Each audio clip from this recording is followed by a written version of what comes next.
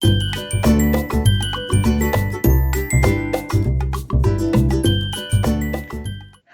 all, Jessie B Scrapbooking back with another process video. This one is for a new hop that a bunch of us are getting ready to do every first Saturday of every month, and it's called Stamp It Like It's Hot. And I love to use my stamps, so this is perfect.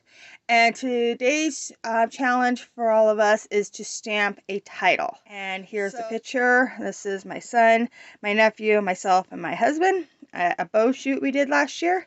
So let's get going. So I came up with this idea from an Allison Davis sketch from Scrapbooks Generation. It's a sketch I bought, so I can't show it to you, but yeah, I really liked it. And so right now I'm just doing some very light stamping in the background. I'm using a gold stamp pad, and then this stamp has some like I think it's like a definition, but I've never actually read it. But it's just I just wanted a little bit of something on this white background, so it wasn't just nothing. So I just did this tiny bit of stamping. I like that. And now I'm going to double matte my photo, first in white and then a black. So get all that trimmed down. So the photo now it's double matted, and I like the way it pops off the page there. And then I'm going to grab some, these are little tiny papers from a paper pad. I can't remember. I got it from a little store local to us called Mangy Moose. But it's for like, I think, journaling or something. It has like my favorite things and a whole bunch of little stuff. And I haven't used it in a while. So I seen it and I thought, oh, this will be perfect. So I'm going to make 2x2 squares. And it is 4 inches by like 2.5. So I'm just cutting off this little tiny 1/2 inch. And I picked patterns that I thought I could stamp over pretty easy. I end up not using this red. Yes, I do. I only use a part of the red one though. But the other ones I use. And then I do go back into that little paper pad and grab out one yellow and one green. I didn't think I was going to use those, but I get them and then I just don't stamp on them. I just leave them as the solid color. So here's where I'm going to grab this stamp. It is a really pretty flower stamp with a stem. And so I'm going to get it and I'm going to stamp it several different times on each, well, like 2 times on each of these little squares, and random little bits. I want them to like hang off, cross each other, have just bits of it barely popping on, and just be as random as I can get it. So that's what I'm doing with this stamp. And then in that same stamp set there's this little tiny, it's like 2 little buds with the leaves. And so I'm doing the same thing, stamping it 1 time on each, sometimes 2, and then making sure it goes off of the paper. And then I'm going to grab my watercolor here. This is my metallic watercolor, and I'm going to use the green, and I'm going to paint all the stems and all the leaves green. And it's I don't make you watch me do all of them, but I do a little bit. And sometimes I had too much water on the paintbrush, and so I just use a napkin and just dab it up a little bit, and that way it keeps it from pooling up and taking forever to dry. And then I grabbed another stamp from a different stamp set, and I wanted bigger leaves, and so I'm using this with the green and I'm going to stamp it 3 times, and then I put it onto a piece that's on just white, and then I put it on a piece of gray cardstock because I wasn't sure which one I was going to want to use. I end up using them all, but I'm going to stamp them onto the gray cardstock 3 times, and then I'm going to cut them all out. So here again, I'm all stamped out. I really like this stamp. I think it's a real fun stamp. Okay, got them all cut out, and I've cut 2 of them into 2x2 squares because I thought I might need some more of the 2x2 squares, and then I thought that white was just a little too glary, so I am just taking my blending brush and black and just going over it to give it the same look that the other that the wood grain gave it. I thought it looked really good that way. Now here's where I'm going to start putting my little 2x2 squares down, and let me tell you, this took forever for me to figure out exactly how I wanted them to lay. So I'll show you here that I was playing with it, and then I decided to put a grid down onto my paper, which actually worked really well. I did a 2-inch grid using my quilter's ruler here, which I don't actually quilt, but you know, I like my quilter's ruler, and it works really good for scrapbooking. So I'm just going to do a 2x2 square on the right half, little over half of the white cardstock here. And sorry about my head keep getting in the way and my unruly bangs. I'm still getting used to exactly where this camera sits. So I turned off the camera because I played with this, trying to figure out exactly how I wanted these patterns to lay, and for like half an hour, and it was just way too long. So I finally turned it off, got them laid where I want them, turned it back on. Now I'm just gluing them all down.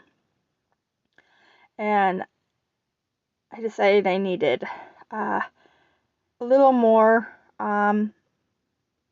squares, and so I cut 2 of them in half, and now I'm just adding the other little halves to different spots that are going to peek out from behind the photo, and that way it looks like there's a full one back there, but there's not. And then I'm adding the wood grain because I have 2 of the squares that are wood grain, and now I'm just wanting a tiny little hint of them coming in from the top and bottom. And then I'm also putting just a little bits that I've cut off from the other ones on the top and bottom too, so it looks nice and full. Okay, here I was thinking about adding a little cluster over to the side, but I couldn't figure out how to make it work, so I end up scratching that idea. But you can see I really am trying, but I decided nope, don't need it. So I'll get my picture glued down.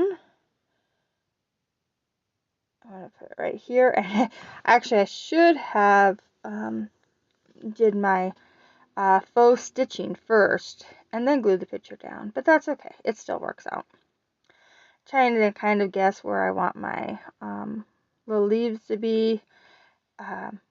They stick pretty close to that, not exactly. And then here's where I decided I needed my faux stitching.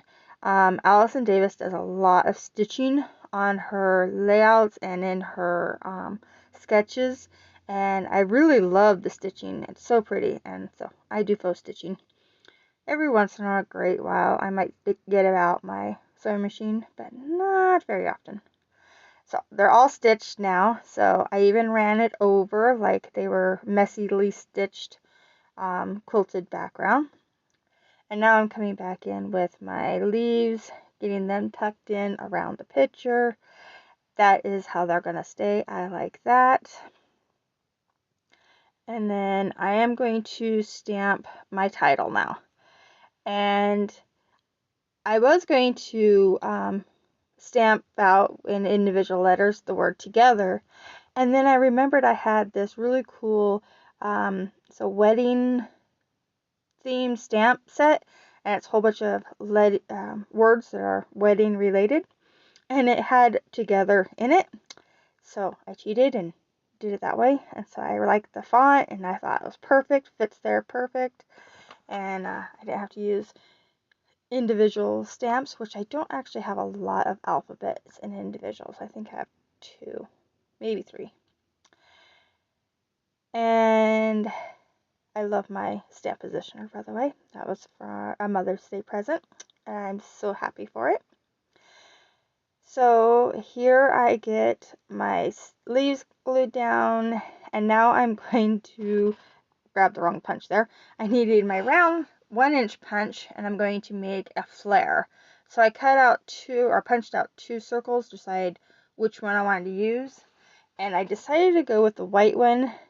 I liked the pattern on it a little bit better, and I'm going to put a little flare down in this bottom corner, and then I am going to make some fishtail banners to go behind the flare.